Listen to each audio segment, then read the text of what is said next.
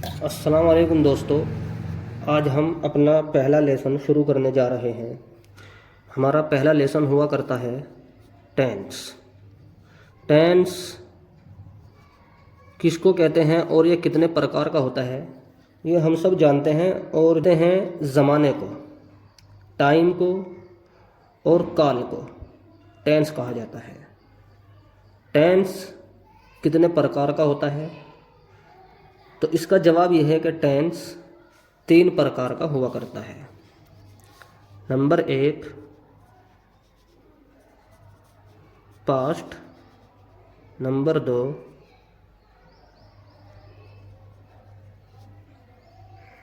Present, number 3 future. Past, present, future. Past किसको कहते हैं?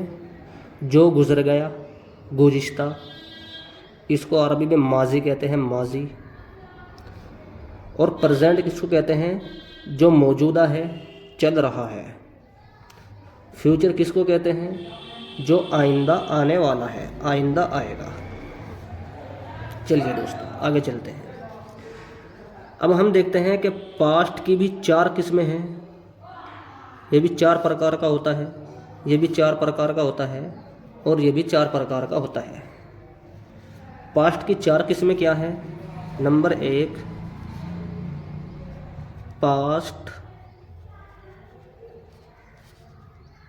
सिंपल। Past simple. दूसरी किस्म है पास्ट कंटिन्यूअस। तीसरी किस्म है पास्ट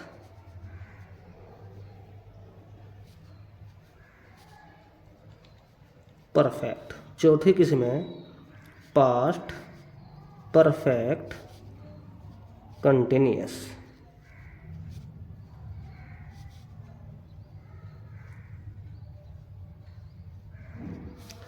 ये 4 किस्में हो गई। पास्ट की कितनी किस्में होती हैं? 4।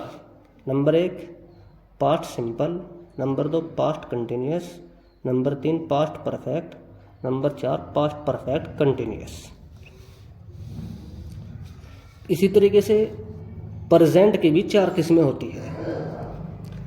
Present simple, present continuous, present perfect, present perfect continuous. देखिए दोस्तों,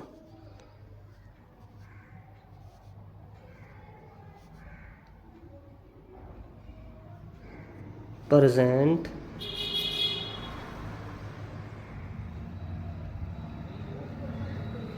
simple.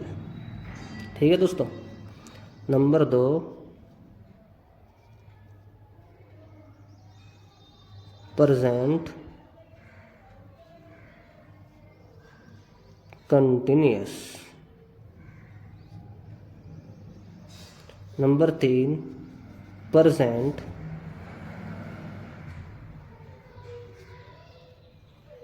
Perfect. Number 4 present perfect continuous.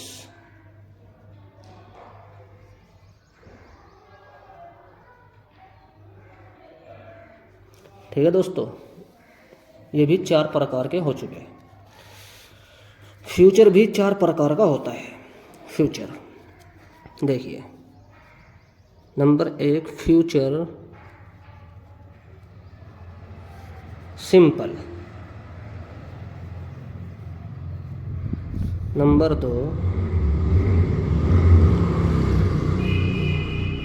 Future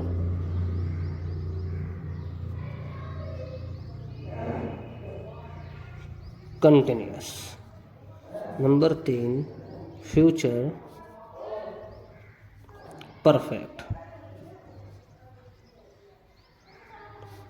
number 4 future perfect continuous. Future perfect continuous यानी सबकी सेम सेम सी किस्में हैं, सबकी सेम सेम सी है। पास्ट की 4 किस्में हैं, past simple, past continuous, past perfect continuous. Present की भी 4 है, present simple, present continuous, present perfect continuous. Future की भी 4 है, future simple, future continuous, future perfect continuous. ठीक है दोस्तों, आगे चलते हैं। ये 12 प्रकार के हो गए और इनको बोला जाता है एक्टिव वॉइस। इसी तरीके से 12 और होते हैं जिनको पैसिव वॉइस बोला जाता है। हम इन्हीं 12 को पहले खोल करके पढ़ेंगे, तफसील से पढ़ेंगे, उसके बाद आगे पढ़ेंगे। अब इन तीनों किस्मों में से हम पहले प्रेजेंट सिंपल की किस्मों को समझेंगे, क्योंकि इससे समझना दूसरों को भी आसान हो जाता है। प्रेजेंट सिंपल को पहले समझना चाहिए, उसके बाद प्रेजेंट की 4 किस्मों को पहले समझना चाहिए, फिर पास्ट सिंपल की 4 किस्मों को समझना चाहिए, उसके बाद फ्यूचर की 4 किस्मों को समझना चाहिए। हम पहले प्रेजेंट सिंपल की 4 किस्में समझेंगे। देखिए, प्रेजेंट सिंपल,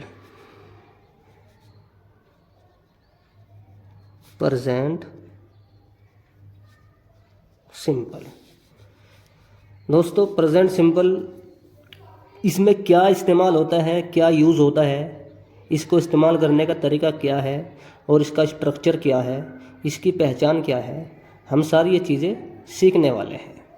सबसे पहले हम इसकी पहचान देखते हैं।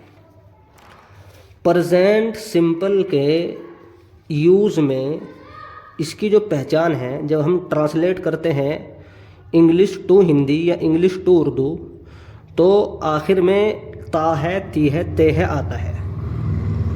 जिस सेंटेंस के आखिर में ता है,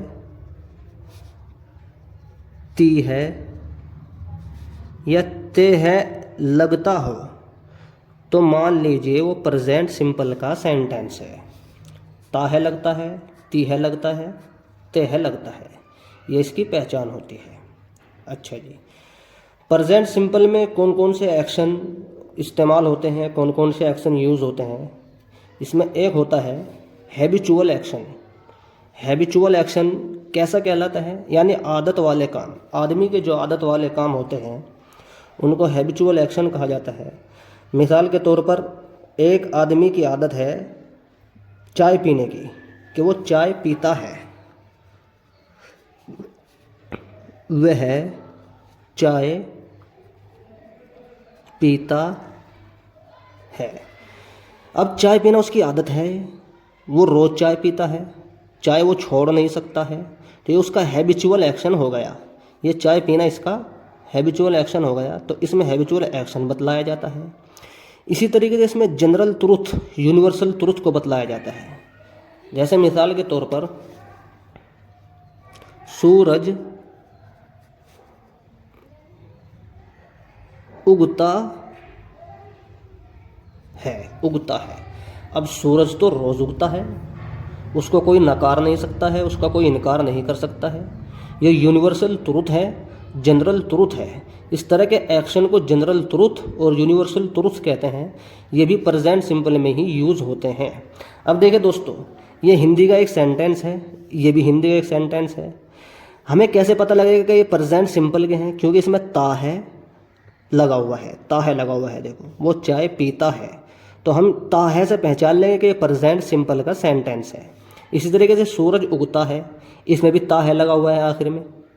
अब इसी से हम पहचान लेंगे कि ये प्रेजेंट सिंपल का सेंटेंस है। इसी तरीके से प्रेजेंट सिंपल में एक्शन का इस्तेमाल होता है जिसके आखिर में ता है, ती है लगता हो। देखिए, वह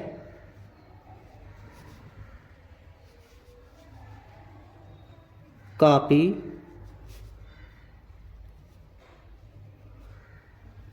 लिखता है। देखिए, इसमें भी लिखता है, इसमें भी लिखना ता है आ गया इसके आखिर में भी, तो इसको भी हम बोलेंगे कि ये प्रेजेंट सिंपल का हिंदी का सेंटेंस है। अच्छा दोस्तों, इसकी ये पहचान हो गई। ये हम पहचान इसकी समझ चुके हैं कि इसमें ता है, ती है, ते है लगता है। दूसरे नंबर पर हम इसमें क्या देखते हैं? स्ट्रक्चर। इसका स्ट्रक्चर क्या है? स्ट्रक्चर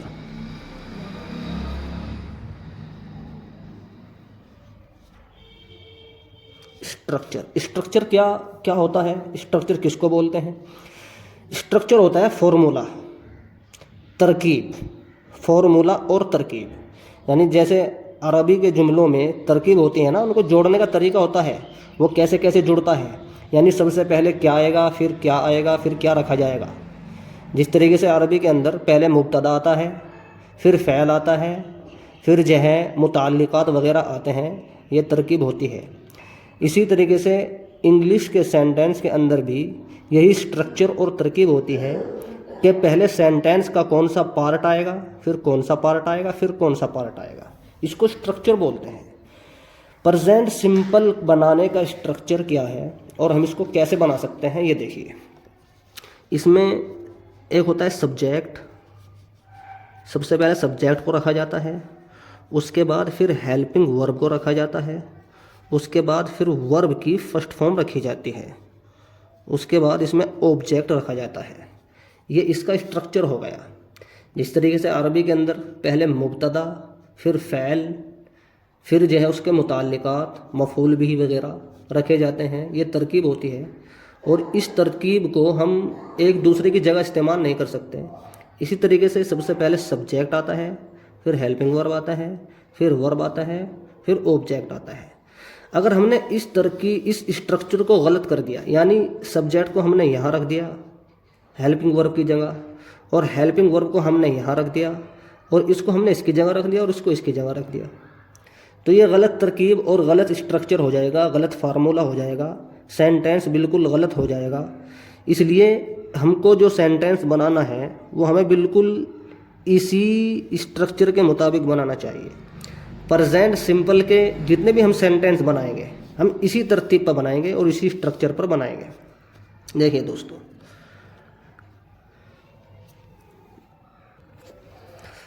अब इस स्ट्रक्चर में हम एक बात और समझ लेते हैं। सब्जेक्ट क्या होता है, हेल्पिंग वर्ब क्या होता है, वर्ब क्या होता है, ऑब्जेक्ट क्या होता है। सब्जेक्ट होता है काम करने वाला, काम को अंजाम देने वाला। जैसे अरबी के अंदर फ़ाइल होता है और मुब्तदा होता है, ठीक है दोस्तों। हेल्पिंग वर्ब क्या होता है, हेल्पिंग वर्ब ये हेल्प करने के लिए आता है। देखो उसका नाम है हेल्पिंग वर्ब। ये किसकी हेल्प करता है, ये वर्ब की हेल्प करता है। वर्ब की क्या हेल्प करता है कि ये वर्ब को बतलाता है कि उसका सब्जेक्ट कौन है, यानी वर्ब को सब्जेक्ट से जोड़ता है, इसलिए इसको हेल्पिंग वर्ब कहते हैं। वर्ब की फर्स्ट फॉर्म इसके अंदर आती है। वर्ब क्या होता है, वर्ब होता है काम, फ़ैल, कार्य जो किया जाता है, उसको हम वर्ब कहते हैं। फिर वर्ब की 3 फॉर्म होती है, उसमें से पहली फॉर्म को हम इस्तेमाल करते हैं। ऑब्जेक्ट किसको कहते हैं, ऑब्जेक्ट कहते हैं जो काम किया गया, जो काम किया गया उसको ऑब्जेक्ट कहते हैं। अब देखिए दोस्तों, हम इसी पर एक प्रेजेंट सिंपल का एक सेंटेंस बना करके आपको दिखाते हैं। बाकी तो हम 6 बनाएंगे इस पर, पहले एक देखते हैं। देखिए, इससे पहले एक चीज़ और समझ लीजिए। एक चीज़ हम ये समझते हैं कि I we you they, he she it, I we you they, he she it. I we you they, ये इनका यूज़ होता है प्लूरल के तौर पर, कि ये प्लूरल होते हैं यानी जमा होते हैं। ही शी इट इनका यूज़ होता है सिंगुलर, ये सिंगुलर के तौर पर यूज़ होते हैं, यानी ये वाहिद कहलाते हैं। अब हमें ये समझना है कि आई के साथ जो है हेल्पिंग वर्ब आएगा वो क्या आएगा, और वी यू दे के साथ हेल्पिंग वर्ब क्या आएगा, ही शी इट के साथ हेल्पिंग वर्ब क्या आएगा। आई वी यू दे के साथ हेल्पिंग वर्ब आता है do, do. He she it के साथ हेल्पिंग वर्ब आता है डस, डू और डस। दोस्तों ये ध्यान रखने की चीज़ है, इसमें सब गलती करते हैं। आमतौर पर गलती करते रहते हैं, उनको मालूम नहीं होता कि डू हेल्पिंग वर्ब किसके साथ आएगा, डज हेल्पिंग वर्ब किसके साथ आएगा। बस ये समझ लीजिए कि अगर सब्जेक्ट प्लूरल है, सब्जेक्ट अगर प्लूरल है तो हेल्पिंग वर्ब आएगा डू, सब्जेक्ट अगर सिंगुलर है तो हेल्पिंग वर्ब आएगा डज। ठीक है दोस्तों, देखिए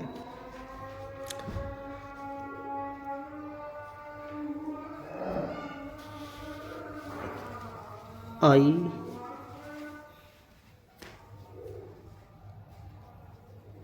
राइट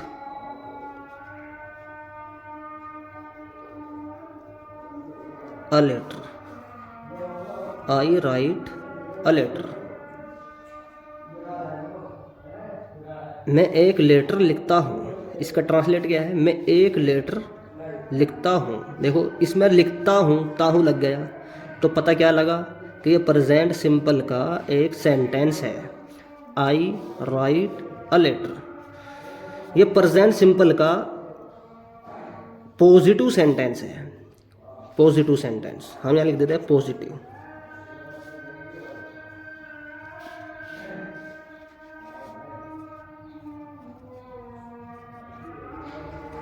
पॉजिटिव, ठीक है दोस्तों। इसी स्ट्रक्चर पर हमारा अगला सेंटेंस है प्रेजेंट सिंपल का, I don't write a letter. ठीक है दोस्तों, I don't write a letter. तीसरा सेंटेंस है हमारा do I write a letter. तीसरा है चौथा, don't I write a letter. पांचवा है वाई डू आई राइट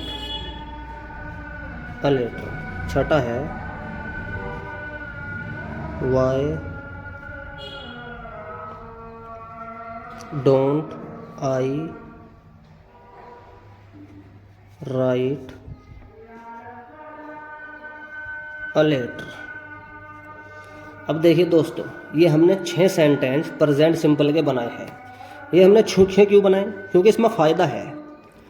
इसमें पहला सेंटेंस जो है वो पॉजिटिव सेंटेंस है, यानी जिसको हम मुस्बत जुमला कहते हैं। दूसरा सेंटेंस जो है वो निगेटिव सेंटेंस है, निगेटिव सेंटेंस। तीसरा सेंटेंस है इंट्रोगेटिव पॉजिटिव, इंट्रोगेटिव पॉजिटिव। तीसरा है इंट्रोगेटिव निगेटिव। पांचवा है इंट्रोगेटिव पॉजिटिव WH फैमिली। छठा है इंट्रोगेटिव निगेटिव WH फैमिली। तो दोस्तों ये हमने पूरा बना दिया है, पूरा स्ट्रक्चर बन गया है। अब इसको हम अच्छी तरीके से समझते हैं। आई सब्जेक्ट आ गया, अब आई के साथ हेल्पिंग वर्ब आना चाहिए था, लेकिन यहाँ हेल्पिंग वर्ब क्यों नहीं आया? क्योंकि आप याद रखिए कि प्रेजेंट सिंपल का जो पॉजिटिव सेंटेंस होता है उसमें कभी भी हेल्पिंग वर्ब नहीं आता है। प्रेजेंट सिंपल का जो पॉजिटिव सेंटेंस होता है उसमें हेल्पिंग वर्ब नहीं आता है।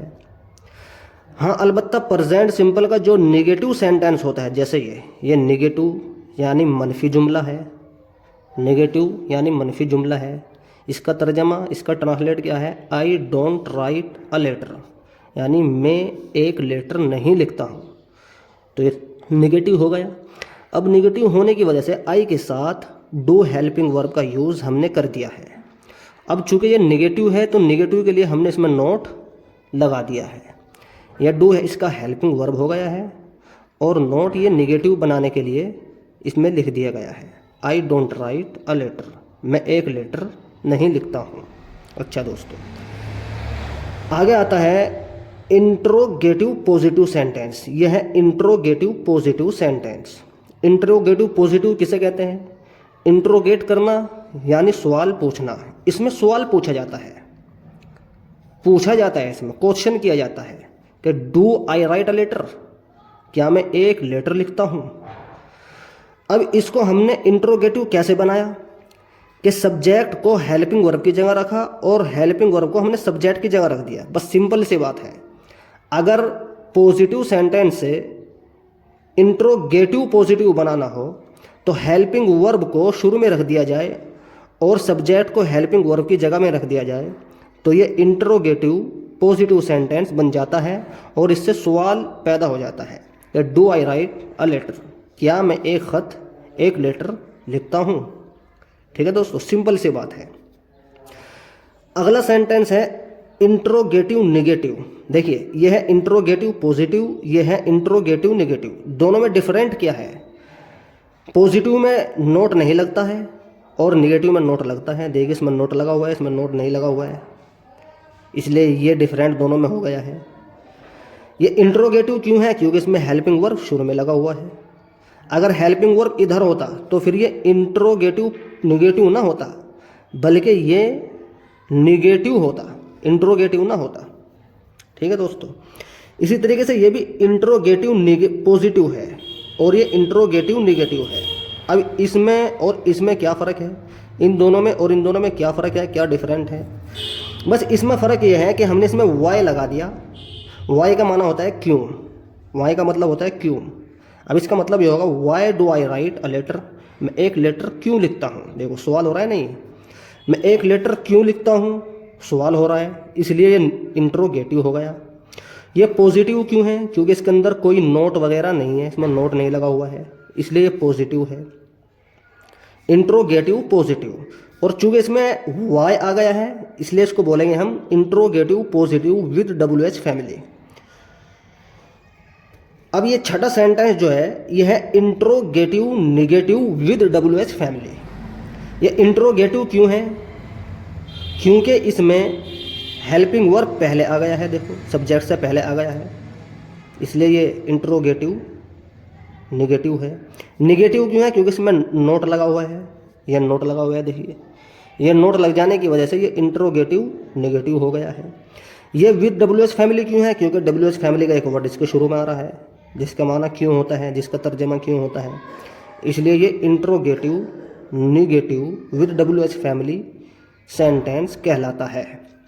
अब हम एक मरतबा और रिवाइज कर लेते हैं कि अगर सब्जेक्ट प्लूरल हो तो फिर हेल्पिंग वर्ब आएगा डू, और अगर सब्जेक्ट सिंगुलर हो तो हेल्पिंग वर्ब आएगा डस। एक बात। दूसरी बात, प्रेजेंट सिंपल का जो पॉजिटिव सेंटेंस होता है, पॉजिटिव सेंटेंस, जैसे इसमें हेल्पिंग वर्ब नहीं आता है।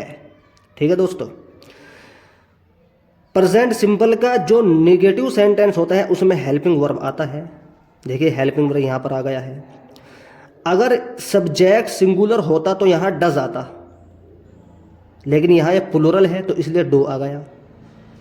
ठीक है दोस्तों, ये है interrogative positive sentence, interrogative positive sentence. ये इंट्रोगेटिव क्यों है, यानी सवालिया जुमला क्यों है, सवालिया सेंटेंस क्यों है? क्योंकि हेल्पिंग वर्ब शुरू में आ चुका है, सब्जेक्ट से पहले आ चुका है, और जहाँ सब्जेक्ट से पहले हेल्पिंग वर्ब हो वो इंट्रोगेटिव सेंटेंस कहलाता है, इसलिए इंट्रोगेटिव सेंटेंस है। इसमें भी डू आया हुआ है, डज नहीं आया हुआ है। जिसमें डू क्यों आया है? इसमें डू इस वजह से आया है कि सब्जेक्ट जो है वो प्लूरल है, ये सब्जेक्ट है, देखिए ये सब्जेक्ट प्लूरल है, इसलिए इसमें डू आ गया है, डज नहीं आया है।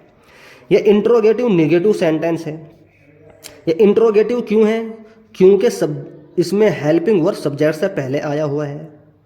ये इंट्रोगेटिव नेगेटिव क्यों है? नेगेटिव। ये पॉजिटिव क्यों नहीं है? क्योंकि इसमें नोट लगा हुआ है।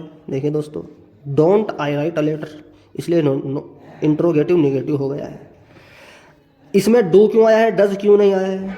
क्योंकि हमारा सब्जेक्ट जो है इसके अंदर वो प्लूरल है, सिंगुलर नहीं है। अगर सिंगुलर होता तो फिर डज आता।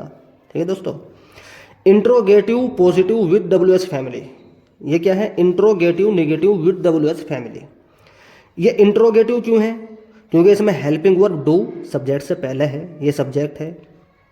ठीक है दोस्तों, ये इसलिए इंट्रोगेटिव है। ये पॉजिटिव क्यों है? क्योंकि इसमें नोट वगैरह नहीं है, कहीं इसमें नोट नहीं है। जब इसमें नोट नहीं है तो ये पॉजिटिव है, इंट्रोगेटिव पॉजिटिव। इसको WH फैमिली क्यों कहते हैं? क्योंकि इसमें WH फैमिली वर्ड शुरू में लगा हुआ है। ये शुरू में क्यों लगाते हैं भाई? ये शुरू में ही आता है क्योंकि जितने भी क्वेश्चन वाले वर्ड होते हैं वे शुरू में ही आते हैं। अरबी में ऐसे होता है, अरबी के अंदर, अरबिक लैंग्वेज के अंदर भी जो क्वेश्चन वाले अल्फाज होते हैं, वर्ड होते हैं, वे शुरू में ही आते हैं। जैसे अगर हम अरबी में इसका ट्रांसलेट करने लगे तो हम करेंगे लिमा अक्तुबु रिसालतन, लिमा अक्तुबु रिसालतन। अब लिमा जो है, लिमा, ये देखिए शुरू में आ गया है क्योंकि इसी के जरिए सवाल हो रहा है। अच्छा जी, आगे चलिए। छठा सेंटेंस हमारा interrogative negative with WH family वाला ये है। ये इंट्रोगेटिव क्यों है? क्योंकि ये रहा हेल्पिंग वर्ब जो कि सब्जेक्ट से पहले हमने रखा हुआ है, इसलिए ये इंट्रोगेटिव है। ये निगेटिव है या पॉजिटिव? ये निगेटिव है क्योंकि इसके अंदर नोट लगा हुआ है, don't I write a letter.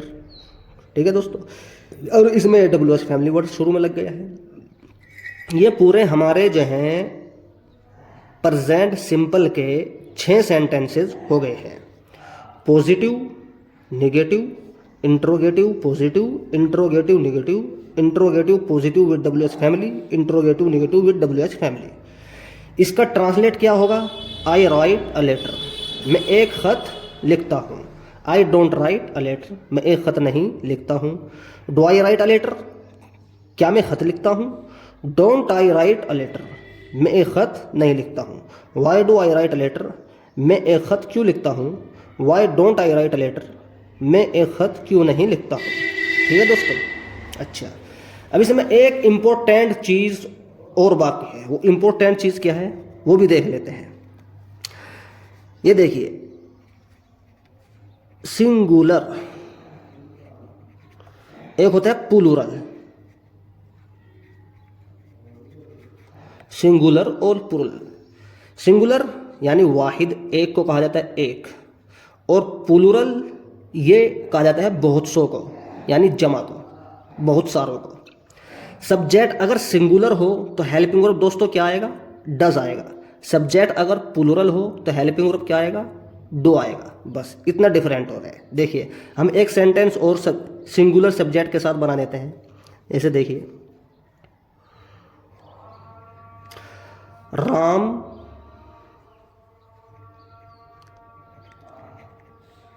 Rights